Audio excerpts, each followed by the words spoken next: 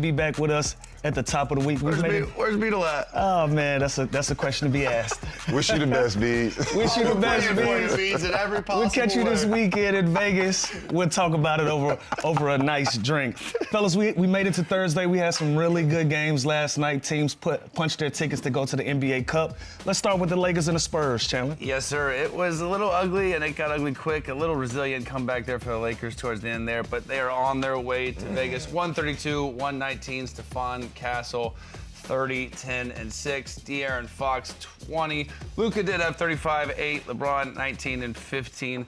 But Boogie, I want to start with you. Were you surprised, just given the state, given the the magnitude of this game to advance to Vegas, how lopsided this game was?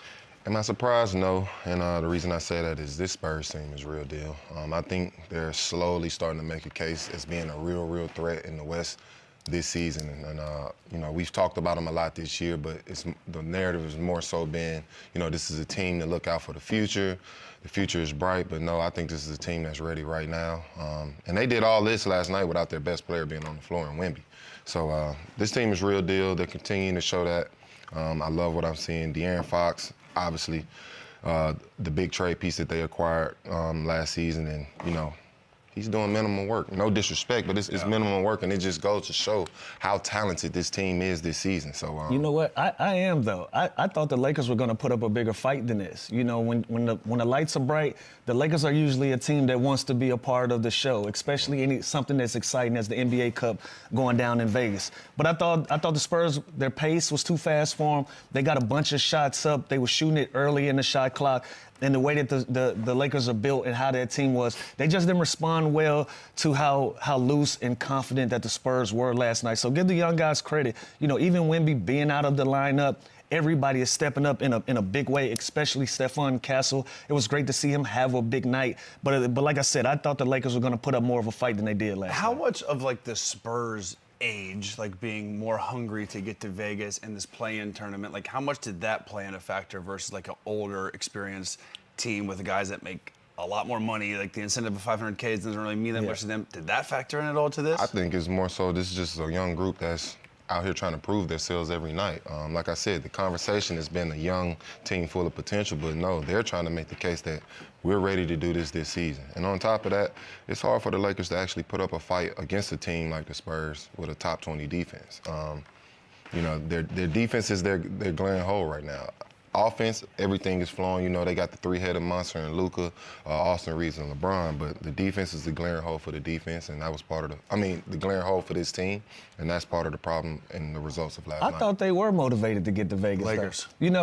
Listen, even when I looked at the OKC game and I watched Shea in his post game, he said it was a little money on the line. Even the MVP is mindful that there's a goal here, and we talked about it. When we're competitive people, and it's anything that's on the line that we can win or we can accomplish, we want that, right? And so when I looked at the Spurs last night, they looked like a young team that wanted to have a week in Vegas to have an opportunity to win some money, have an opportunity to have some fun, and take a break within the season and just have an opportunity to really enjoy themselves somewhere different in the market that they're not usually in. Also, as part of it, LeBron and Luka, these guys trying to get that bonus for Dalton Connect, trying to get that bonus for Jake LaRavia that haven't made that type of bread? I think we've gotten to the point they want it for themselves now.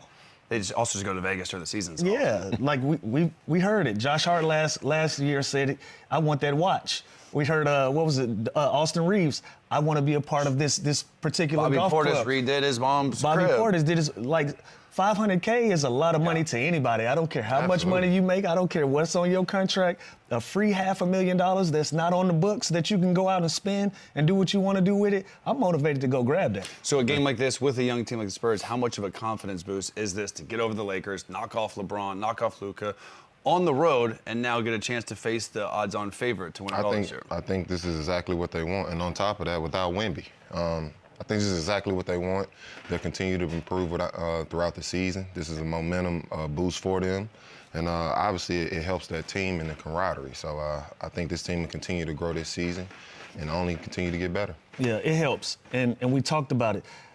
How were they going to survive with Wemby being out of the lineup? Well, they've proven it. We're a really good basketball team. So imagine what they're going to look like in Vegas with a possibility of having him back in the lineup and them having the momentum going in their direction. So, listen, we can say what we want about the NBA Cup, but I look forward to it, man. We got some really good basketball that's coming up in the next few days out in Vegas with some of the marquee guys that we want. So I hope Wemby is back in the lineup. I would love to see a matchup with all of the stars and all of the young guys that's coming in the league. We talked about it being a changing of the guard, it being new energy around it, and it's showing. The proof is in the pudding of the guys that's in Vegas. And we know how good these guards are with Stephon Castle, Harper, Fox, and there were some questions early on, like how can they fit together? Where are we going to play De'Aaron Fox? I think people forgot how good he is.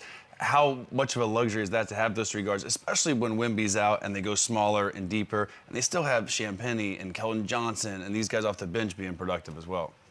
I mean, this is exactly the reason they traded for De'Aaron. Are we looking at the next trio here? Is this the next Tony, Kawhi, Absolutely. Ginobili? And I think it's dope, too, because I saw Stephon Castle's interview, and after the game, his words were, nobody cares about the shine. You know, we just want to win. Nobody cares who's having the big night. And that's exactly the message you want with a young team and also a team that's having a chance to compete later on in the year. Yeah, this is a nice trio. I would stray away from comparing them to that trio. Yeah.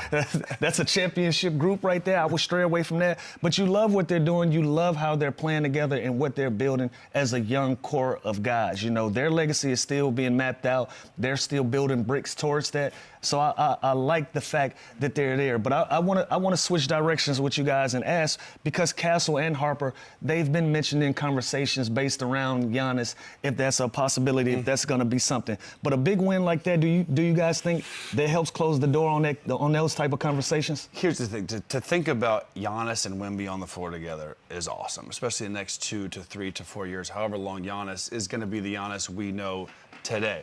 Now, when I see games like last night and I see the jump and the versatility that Stephon Castle has and the way Dylan Harper is continuing to get better and better and the things I've seen De'Aaron Fox do for years and that core with Sohan and Keldon Johnson and Vassell, like, they've built something so special there, homegrown, all there, all bought in. Like you said, they don't care about who gets the credit. They don't care about who's the leading scorer that day.